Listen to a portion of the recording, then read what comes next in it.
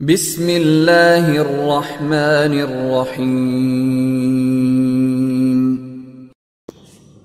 السلام علیکم، آپ دیکھ رہے ہیں عثمان ٹی وی۔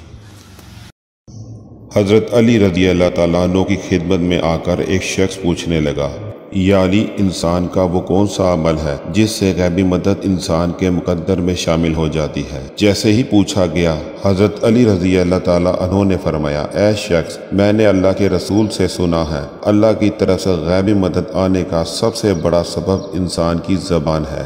اس شخص نے پوچھا، وہ کیسے؟ تو حضرت علی رضی اللہ تعالیٰ عنہ نے فرمایا، اے شخص، جو انسان اپنی زبان سے اللہ کی مخلوق کو تکلیف نہیں دیتا، سنبھل کر بات کرتا ہے، کسی کا دل نہیں دکھاتا، تو اللہ اس انسان پر، اس کے گھر پر غیب کے دروازے کھول دیتا ہے، اور اس انسان کے رکے ہوئے کام اچانک سے ہونا شروع ہو جاتے ہیں، اور اللہ اس کی آنے والی زندگی میں عزت، دولت، شہرت اور کامیابی لکھ دیتا ہے۔ لیکن جو انسان اپنی زبان سے اللہ کی مخلوق کا دل دکھاتا ہے، لوگوں کی تذلیل کرتا ہے، چاہے وہ کتنی بھی محنت کر لے، اللہ اس کے لیے اپنے غیب کے دروازے بند کر دیتا ہے، اور وہ اپنی زندگی میں رکاوٹیں، پریشانیاں، مصیبت اور تکلیف کے سوا کچھ نہیں پاتا۔